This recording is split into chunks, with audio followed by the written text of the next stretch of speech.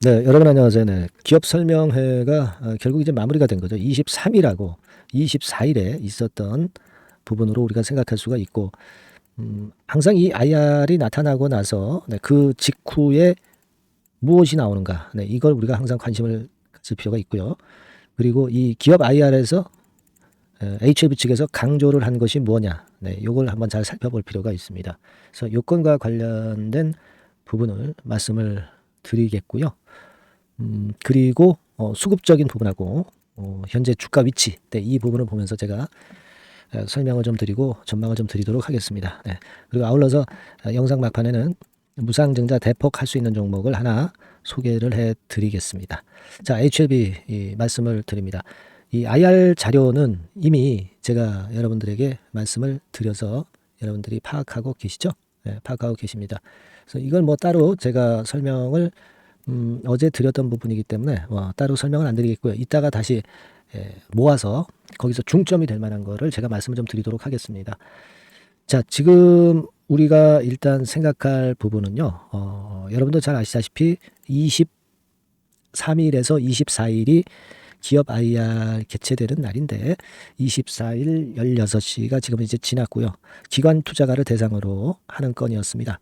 그래서 DB 금융투자하고 또 하나는 금융투자교육원, 여기서 국내외 주요 기관 투자가를 중심으로 한 거죠. 사실 기관이 제일 큰 손이죠. 외인 다음으로 이제 큰 손입니다.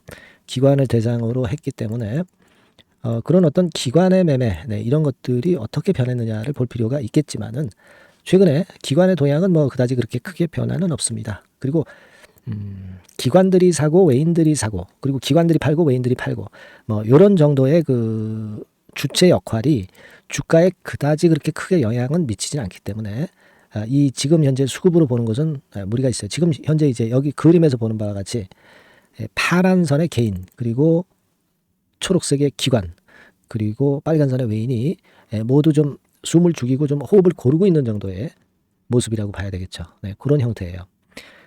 그렇기 때문에 이제 과도하게 급격하게 매도 치는 주체 없기 때문에 주가가 쉽게 내리기 어렵고요. 근데 그런 모양을 현재 주가도 해주고 있다, 이렇게 봐야 될 것 같습니다. 그래서 여기서 우리가 강조가 되었던 부분이 뭐냐, 이걸 잘 생각을 해볼 필요가 있습니다. 기업 IR에서. 자, 그거는요, 여기 잘 설명이 돼 있어요. 뭐 약사공론 뉴스 사이트인데, 자, 여기 보시면 우리가 다 아는 내용이 이제 적혀 있고요. 네, 그리고 중간에 좀 지나서 보면 요 부분을 좀 집중할 필요가 있습니다.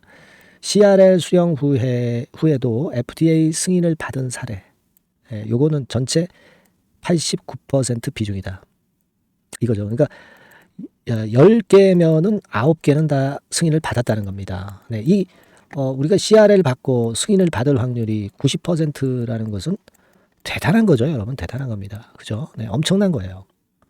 10%만 실패하고 90%가 승인을 받는다는 것은 대단한 겁니다. 근데 이게 뭐 클래스 1일 때는 11월 달에 허가가 나고 클래스 2일 때는 3월경에 허가가 나는 것인데, 자, 이게 기껏 해봐야 4개월 차인데 이 4개월을 늦게 받아도 승인이 나면 대박이죠. 그죠? 대박입니다. 아니 뭐 1년 차이가 나도 승인만 난다면, 승인 못 받는 것보다는 대박입니다. 대박. 그죠? 네. 그러니까 우리가 사실 별건 아니거든요. 클래스 1이라서 11월 달에 허가받는 거하고 클래스 2를 받아서 내년 3월에 승인을 받는 거하고 별건 아닙니다. 승인만 나면 되는 거잖아요. 임상부터 시작해가지고 승인까지 얼마나 그 확률이 낮습니까? 그죠? 낙타 바늘구멍 들어가기 그런 격으로 신약 승인이라는 게 엄청나게 어렵잖아요. 근데 이 4개월 차이라는 것이 그렇게 큰 의미가 있겠느냐. 네. 이런 생각을 안 할 수가 없어요. 여기에도 기사에도 뭐 그런 얘기가 3월 내 그리고 11월 내 승인 여부가 결정될 전망이다, 이렇게 나왔습니다만은 클래스 1하고 클래스 2하고 고작 4개월 차이예요. 뭐 크게 의미가 있나 하는 생각을 좀 하는데, 만약에 클래스 2라면 심리적으로 좀 주가가 위축돼서 주가가 내렸다가 나중에 올라오겠죠. 그죠? 클래스 1이라면 위쪽으로 좀 더 갈 테고. 근데 이제 나중에 가서는 결국 이제 승인이 되면은 같은 지점으로 가는 겁니다. 같이. 그죠? 같은 지점으로 가는 것일 뿐이에요.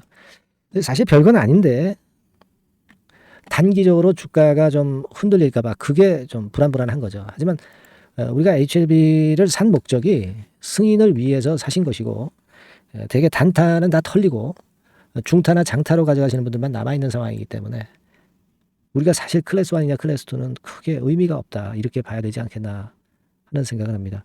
나는 팔고 클래스 2 만약에 받아서 주가가 쭉 밀리면 그때 사야 되겠다. 그거는 잘 안 돼요, 여러분. 그죠? 만약에 클래스 2 받아서 주가가 내려간다 하더라도 이제 요 지점에서 반등을 했다. 근데 이제 내려가는 상태에서는 여러분들이 요 지점 와도 안 사게 됩니다. 좀 더 요 지점 오면 좀 더 내렸을 때 뭐 여기서 사야지 하고서 마음 먹으시면서 여기서 못 사요. 인간의 심리가 다 그렇거든요, 여러분. 이게 쉽지 않은 겁니다. 그래서 뭐 그런 부분도 한번 생각을 해볼 필요가 있겠고요. 사실 뭐 4개월 차이라는 게 크게 뭐 무리가 될 수 있는 정도의 기간은 아니고, 그리고 일전에 제가 FDA 그 사이트를 통해서 이제 말씀을 좀 드렸고, 여러분들도 익히 아시겠지만 항서 자회사가 워닝 레터 받은 것하고 이 캄넬리주맙이 워닝 레터를 받았다고 하는 그런 오해가 생겼던 그런 건을 다시 한번 말씀을 드리면, 항서제약의 자회사가 워닝 레터를 받은 것이고 캄넬리주맙은 아무 상관이 없는 거죠. 그래서 이 건 때문에 뭐 사실 뭐 워닝 레터 받아가지고 OAI 받으면 다시 시작해야 되는 겁니다, 임상을. 그죠? 그래서 이거는 아니란 말이에요. 그때 분명히 이제 우리가 증명을 했죠. FEI 번호하고 그리고 그 드라그스냐 바이오로직스냐, 그걸 가지고 우리가 구분을 했어요. 그러니까 뭐 일단 그러한 염려는 미리 할 필요는 없고, 또 사실 말이죠. 아까도 강조드리고 계속 강조드리지만 클래스 1과 클래스 2는 고작 4개월 차이일 뿐입니다. 나중에 신약 승인 받잖아요. 신약 승인 받는 것만 똑같으면은 아무 문제가 없는 겁니다. 그걸 생각하실 필요가 있다 이렇게 보여지고요. 주가가 지금 모양이 조금 내렸지만은 제가 말씀을 드렸지만 앞으로도 한 영업일수로 한 8, 9일까지는 이 21선의 궤적이 주가가 8만 원 근처에서 왔다 갔다 하는 정도라면 쉽게 그 밑으로 늘어지지 않을 겁니다. 그래서 아마 여기서 좀 뭐 이런 커브 정도, 그런 정도 보이다가 그 다음에 랠리를 좀 했으면 좋겠다는 생각이 듭니다. 일단 그렇게 좀 보시고요. 지금은 아직까지는 뭐 큰 재료가 나오고 있지는 않습니다만, 큰 재료가 만일 나온다고 한다면 우리가 그때는 빠릿빠릿하게 움직여야 될 거라고 생각이 들어요. 결코 악재나 호재는 예고를 해주지 않습니다. 항상 갑자기 나오죠. 그래서 여러분들은 항상 대비를 좀 하시는 게 좋고, HLB라고 문자 주시면 제가 최선을 다해서 도와드립니다. 그렇게 말씀드리고요.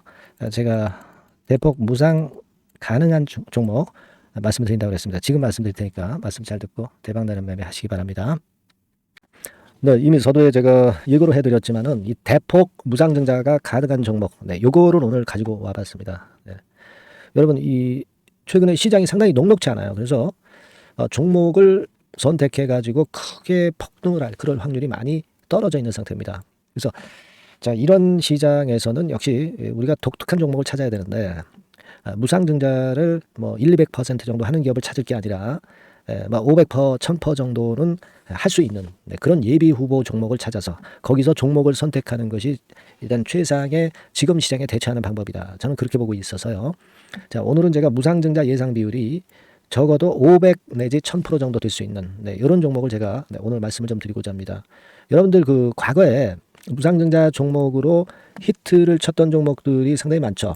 뭐 예를 들면 이런 노터스 같은 종목, 이런 종목들은 여러분들이 보셔서 아시겠지만은 결국 이런 데서 뭉쳐가지고 시세를 크게 내가지고 여기서부터 해가지고 되게 한 그 7, 8배 이런 정도 시세를 크게 냈어요. 그 다음에는 이제 꺾였지만은 우리가 바로 이런 사이클을 이용을 해서 이런 종목을 이런 생바닥에서 잡는 거예요. 자, 오늘 말씀드릴 종목도 이런 생바닥에 있는 종목인데 이 바이오스텍과 비슷한 종목 형태, 차트 형태를 갖고 있어요, 여러분. 그리고 여러분 그 소룩수 같은 경우도 잘 아시죠? 이것도 무상증자 엄청 크게 발표를 했는데 이 소룩수하고도 급등 전의 모양이 상당히 비슷합니다. 이 종목도 거의 그 10배 정도 폭등을 했잖아요. 그죠? 그래서 이런 종목들을 우리가 찾아야 되고, 이 종목을 제가 오늘 말씀을 좀 드리고자 합니다. 그걸 일단 오늘 말씀을 좀 드리는 거고요. 자, 여기 보시는 바와 같이 무상증자 예상 비율은 대개 500 내지 한 1000% 정도 이렇게 된다 말씀드릴 수 있는 종목이고, 시총이 상당히 가벼워요.